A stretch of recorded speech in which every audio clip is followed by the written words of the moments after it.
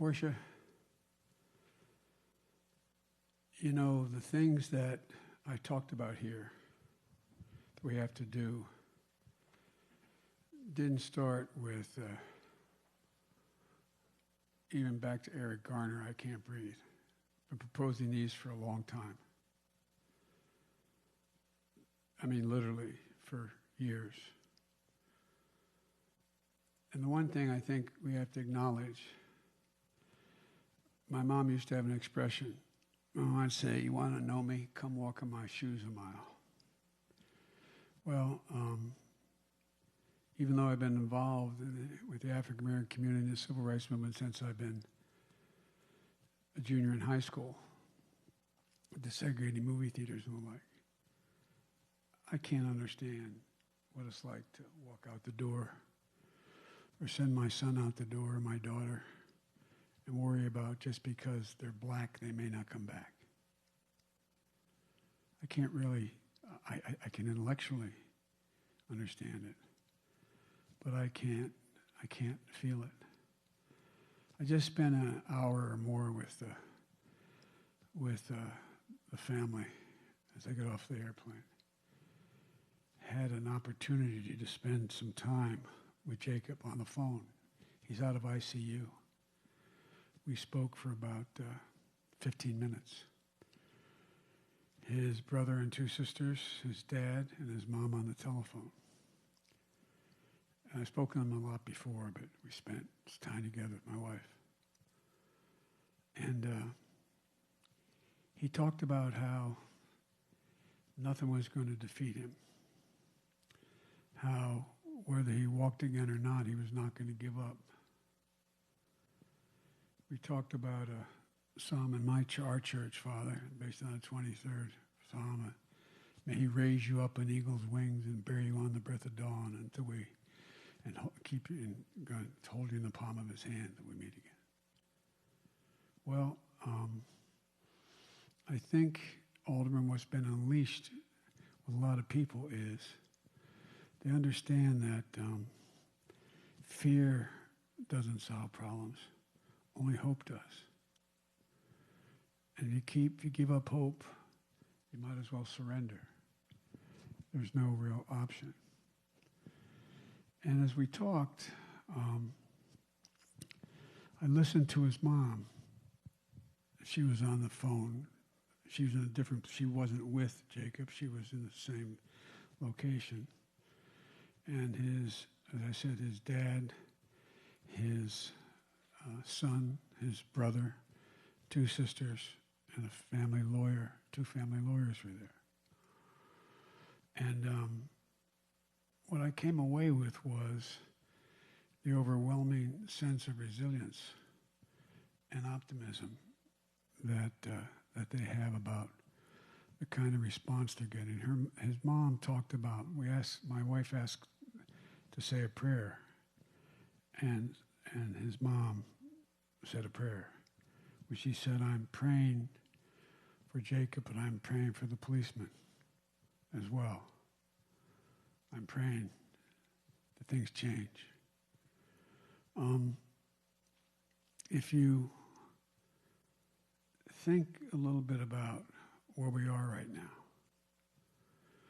it's been a terrible, terrible wake-up call that's gotten the rest of the nation to realize that it's a confluence of three things. One, the COVID crisis.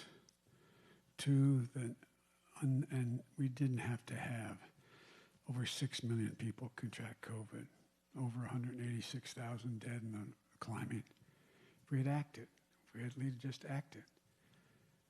It's been pointed out by the University of Columbia Law School that if he had acted just 1 week earlier, 37,000 more people would have been alive. If he acted 2 weeks earlier, 51,000, maybe 31 and 57 or 51. But the point is, over 80,000 people would still be alive. You have to take responsibility if you're a leader, a president. Instead of saying, I'm not responsible, it didn't happen on my watch, I take no responsibility. Well, I think the country is much more primed to take responsibility because they now have seen what you see. but you don't experience it the same way you do, Portia, because they're not a bright young black woman with 2 kids here. Is it 2 or 3 children 3 children that you have to worry about. But there are changes that are taking place in the country, and one of the problems is that, look, this is not about me. It's really not about me. But if we have 4 more years, we're going to have 4 more years of the exact same thing, only it's going to impact us for a couple generations. And the public kind of understands that now. And I think they're so ready to do so many things they either fully unaware of or aware of but never registered with them before, or they just have seen things that they hadn't seen before. You know, when Dr. King, when he said, I know that's ancient history, you weren't even born. But when Bull Connor, I was in grade school, when Bull Connor took those fire hoses and dogs on those black women going to church in their Sunday best and little kids having the skin ripped off them by these high-powered fire hoses, he thought he was putting a wooden stake in the heart of the civil rights movement. But in other parts of the country where they heard about this but didn't believe it ever happened, everybody turned on a black and white TV and they saw it, said, oh my God. Dr. King said it was a second emancipation. It got the Voting Rights Act and it got the Civil Rights Act. Didn't get us all the way there, but made progress. When that young man stood there for 8 minutes and I think it was 43 seconds, watching Floyd die, having his face pressed up against that curb, people not only in the United States, but all around the world said, oh my God, it really, really happens. When you had a man of his size and physicality calling for his mom, it struck a nerve that hadn't been struck before. It's awful it has to happen. But I think we're at one of those moments. We have this opportunity. If we don't let up, we don't let up. There's a reason why this administration doesn't want to wants to only talk about dividing the country and about law and order. They don't want to talk about all those people who have died from COVID. They don't want to talk about the fact that almost 1 million people again file for unemployment, don't have jobs. They don't want to talk about the fact that you have tens of thousands of businesses closing, and maybe for good. You don't want to talk about the fact that the Congress passed legislation, HEROES Act, to provide money for states to be able to keep firefighters on the job, teachers on the job, first responders on the job, etc. They don't want to talk about that because they don't want to do it. They don't feel it's their obligation, so they're trying to divert us in the attention they have. If I get elected president, I promise you, there will be a National Commission on Policing out of the White House where I'll bring everyone to the table, including police chiefs, including civil rights activists, including the NAACP, including the Latino community. And we're going to sit down there and we're going to work it out.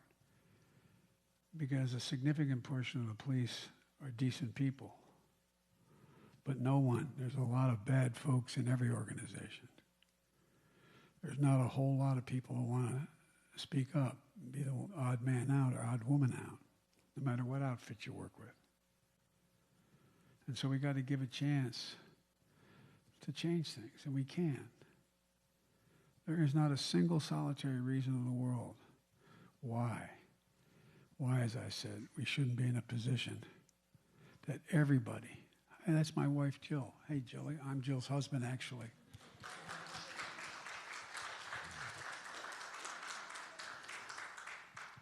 But I guess I should cut to the chase here. We're in a situation now where we cannot let up. We cannot let up. Violence in any form is wrong. The idea that this president continues to try to divide us, give succor to the white supremacist, talks about how there's really good people on both sides, talks in ways that are just absolutely, I've never used this regard to president before, not only incorrect but immoral.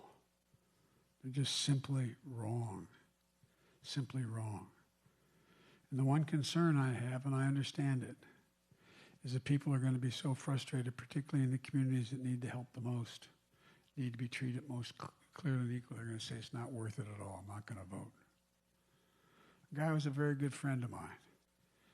Talked to him 2 days before he died, John Lewis. As John said, the only answer is to vote. It's the only answer to be engaged in vote. Otherwise, nothing else works in a democracy. It doesn't work. The not so good guys win when we don't vote. I understand. I really do have a sense of the frustration. But so, where I am, I'm absolutely believe. You know, when the United States, when America has set its mind to something, it's never, never, never, never, never failed when we put our minds to, and we do it together. Never. We've gone through wars and pestilence, plague. We've gone through a lot. And we're finally now getting to the point we're going to be addressed the original sin of this country. 400 years old. It's the original sin, slavery, and all the vestiges of it.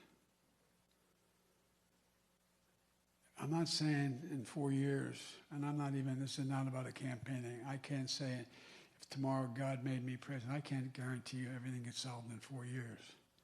But I guarantee you one thing, it'll be a whole heck of a lot better. We'll move a lot further down the road. People fear that which is different. We gotta, for example, why in God's name don't we teach history in history classes? A black man invented the light bulb, not a white guy named Edison. Okay? There's so much. Did anybody know before what's recently happened? That Black Wall Street in Oklahoma was burned to the ground? Anybody know these things? We act because we don't teach them. We got to give people facts. Teach them what's out there. The idea, I just spent time with a number of the NFL players and basketball players, including Steph Curry.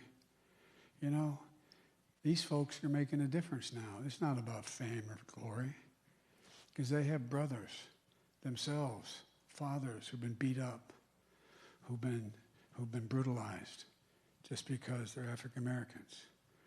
They're about the time they're standing up saying enough is enough. I think there is a chance for a real awakening here. And the point is, I don't think we have any alternative but to fight.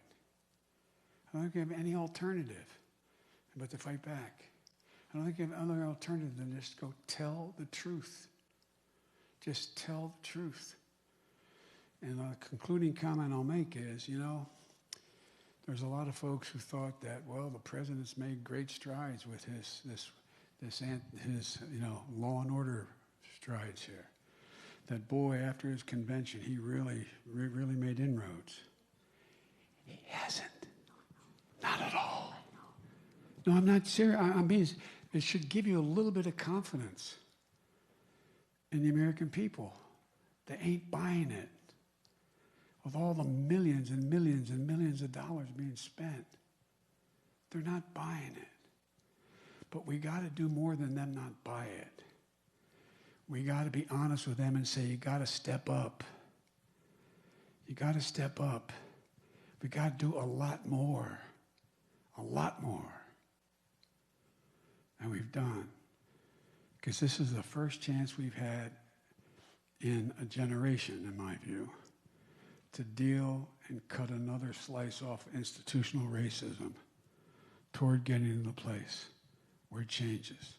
And by the way, the main reason why I'm optimistic, because of your generation, black, white, Hispanic, and Asian American. Did you ever think you'd turn on a TV?